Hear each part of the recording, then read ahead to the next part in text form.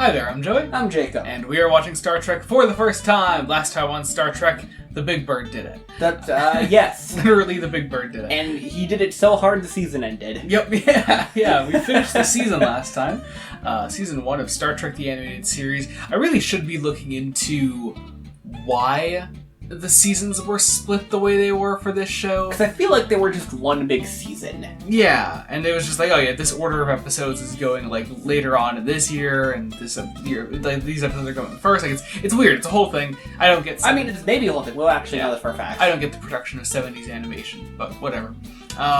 Anyway, today we're starting season 2, which I'm very excited about. It's only 6 episodes long, so we've got a long journey ahead of us. Oh, this is the longest one yet. I could feel it. But since we got a very short season coming up, it is worth noting and letting the viewers know that coming up with Star Trek, after we're done with Star Trek the Animated Series, we're doing the first 6 movies in the Star Trek the Original Series lineup. Or I guess the only 6 movies in the original series lineup. In the original series lineup, yeah. Not counting, I guess, the Chris Pine ones. No, we agreed on those. But yeah, we'll do this much later. But yeah, so we're doing those 6, and then we're going to be moving on to the next generation after those movies. So, fuck. That's weird. We're hitting the big boy. Yeah, that we are. So anyway, we're starting season 2 today with an episode called The Pirates of Orion, which is a cool title. It also could be a lot of things. It could. For some reason, the word Orion is ruined for me forever by Doctor Who's Big Finish audios. Because there's the one 8th Doctor one, sort of Orion. Yeah. And I always think of just Cybermen for some reason when I associate that, it's weird word association. Anyway, we're going to get into post-episode thoughts in a second. Be sure to join us then. We are about to watch The Pirates of Orion. I must apologize, friends, for an incredible mispronunciation on my part. I'm sorry. I should be listening to William Shatner. Sorry, it's apparently the Pirates of Orion. Orion. That was totally a fuck up, right? He had to say Orion, and nobody corrected him for some reason. He was right. I know. It's fucking weird. I mean, that or just no one cared, right? Anyway, I've already mentioned it last time, but actually, so the last episode of season 1 was the beginning of our 1974 adventures. We've exited 1973. Did not tell me that. Now. Yep, now we'll be in 74 for the rest of the animated series. Yay! So, yeah. I like the idea of the disease that was fatal to Vulcans. That was cool. Because it affects metal. Micro amounts of metal. Yeah, and so, what is it? They said he had, copper-based blood. Yeah, which we knew before. Yeah, and so, it only affected him. And so, it actually led to a pretty funny Zinger scene at the end, which I really enjoyed. Mm-hmm.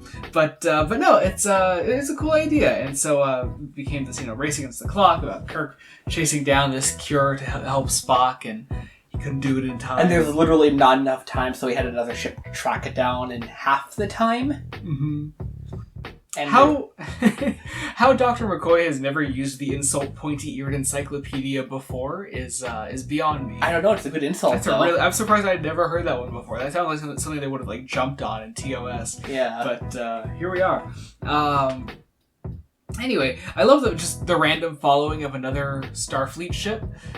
It looks like a parody of Star Trek. It does. The captain up there with a beard, the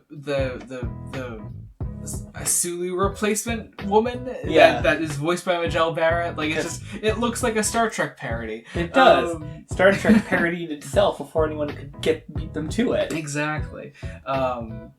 A fun little bit though. There's this interesting aspect of the episode that I found really entertaining more than anything. That everyone seems to be very aware of Kirk and the Enterprise's antics. Mm-hmm.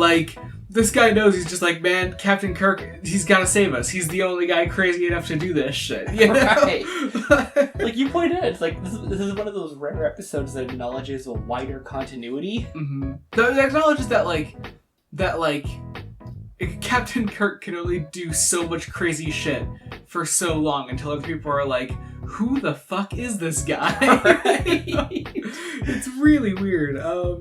Yeah, I don't know. I just find that really funny. And even the aliens later on are like, oh my god, we know how to like play into like the Enterprise and Captain Kirk. They're very aware of the Enterprise as a ship. Right. Like the Enterprise itself has a reputation outside of Captain Kirk. Yeah. It was just really, really funny. I would love to know what actual Starfleet thinks. Yeah, right? Like, I would keep joking about that like, Starfleet gets like, totally normal space exploration reports from all the other ships in Starfleet. Right. And then there's just Captain Kirk, like, man, I fucking, like, I met Abe Lincoln today, and Genghis Khan. I think he was in blackface. It was weird. Just like, those reports are sent to, like, confusing text messages. Right? Oh my god. It just reads like, met Abe Lincoln, ! Had a great time, ! Had sad time, ! He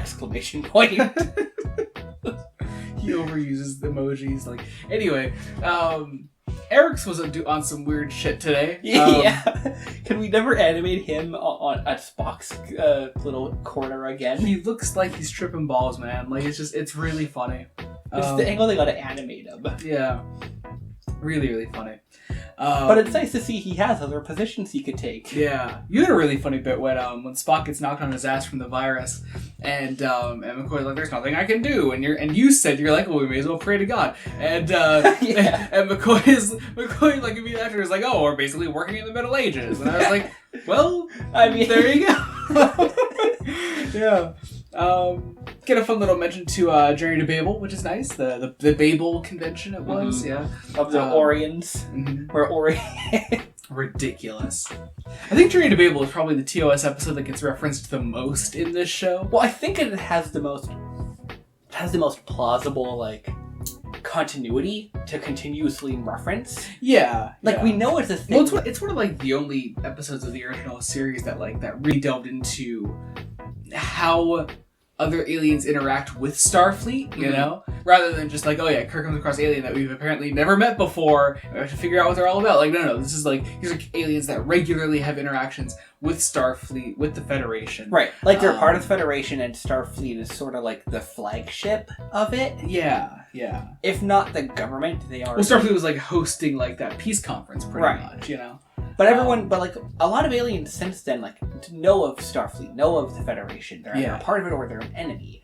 I think this might be the first time we've actually really interacted with a properly neutral party. Yeah.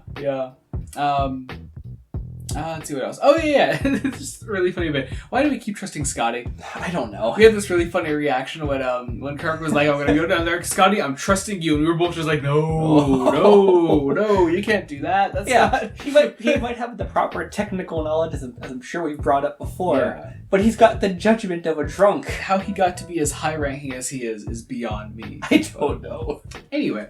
Alright, I guess that about does it. That was the Pirates of Orion. We have 5 episodes left, not just in the season, but in the animated series as a whole. Ooh, that sounds weird to say. It does, yeah. But, I guess be sure to join us next time when we continue Star Trek the Animated Series. Until then, this has been Joey Morgan. I'm Jacob. Goodbye.